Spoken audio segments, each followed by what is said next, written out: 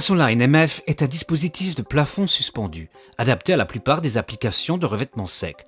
La structure est entièrement masquée et le plafond revêtu d'enduit ou de joints pour garantir une finition harmonieuse. Avant de commencer, passons en revue les pièces du Jeep-Frame, utilisées par la gamme de systèmes de plafond Cassoline MF. Nous avons tout d'abord les canaux périphériques MF6 Jeep-Frame, qui peuvent également être utilisés pour ménager des ouvertures sur les plafonds. La section de plafond MF5 Jeep-Frame constitue la principale section sur laquelle les plaques de plâtre et les panneaux Jeep-Tone sont fixés à l'aide de vis. Cette section est souvent appelée chapeau supérieur en raison de la forme du profil.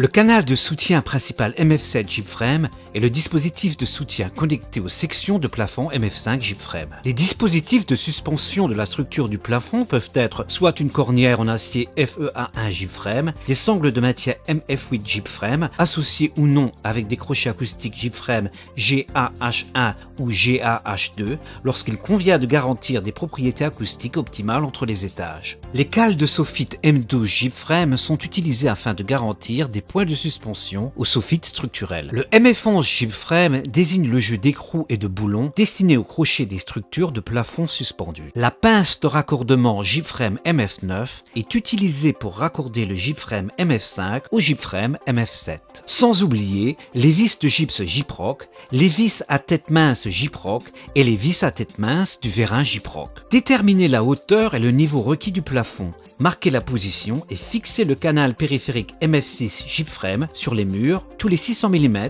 au moyen de systèmes de fixation appropriés.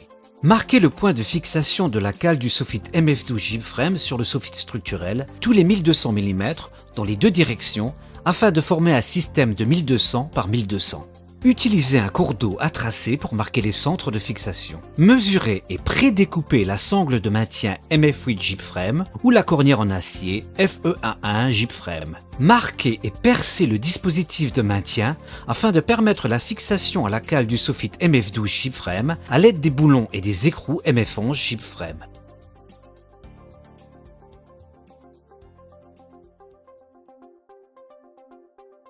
Fixez les dispositifs de maintien à leur emplacement à l'aide des dispositifs de fixation appropriés.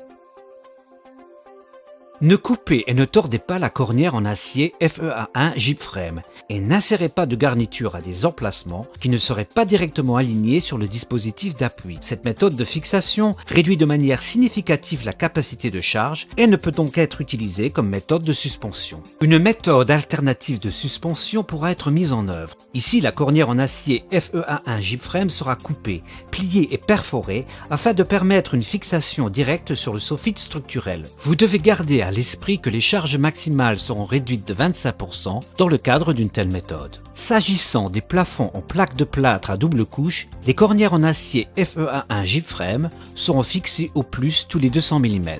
Cependant, le canal d'appui principal MF7 Jeep-Frame sera fermé tous les 900 mm au plus. Prenez soin de vérifier systématiquement le livre blanc du site internet British Gypsum si vous devez vérifier les charges maximales recommandées sur les plafonds MF Cassoline. Fixez les dispositifs d'appui sur la section MF7 à l'aide des vis à tête fine du vérin Gyproc à hauteur de 2 garnitures par dispositif d'appui. Ne fixez pas la section MF7 à la cornière. Vous devez systématiquement fixer la section de la cornière en acier FEA1 à la section MF7.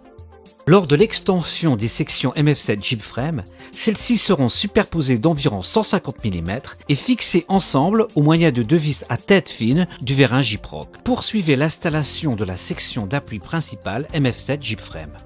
Marquez le canal périphérique MF6 tous les 450 mm.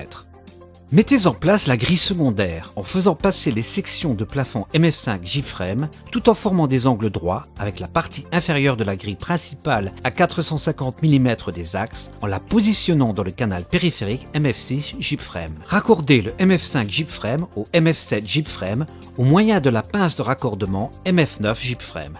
Lors de l'installation des plafonds MF Cassoline dans certains types de bâtiments, il convient d'intégrer les méthodes de raccordement qui pourront être mises en œuvre. Par exemple, dans les appartements résidentiels qui respectent les normes en matière de construction afin d'éviter les fuites d'air et les pertes de chaleur, une méthode de fixation alternative sera mise en œuvre, le MF5 Jeep-Frame étant fixé au MF7 à l'aide de vis à tête fine du vérin Gyproc.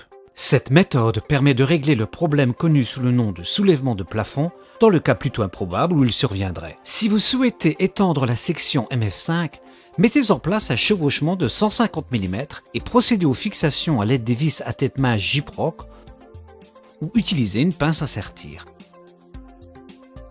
Installez les autres parties de la section MF5 pour constituer la grille. Au moyen de plaques de plâtre Gyproc de 900 mm de large et 1800 mm de long, fixez le bord le plus long des plaques à la section MF5 gypframe en formant des angles droits avec la section MF5 à l'aide de vis à gypse Gyproc. Enfoncez légèrement les extrémités de plaques, insérez les garnitures à pas plus de 10 mm d'un bord arrondi et à 13 mm d'un bord vif. Insérez les vis tous les 230 mm au plus à l'intérieur des plaques et au maximum tous les 150 mm aux extrémités des plaques.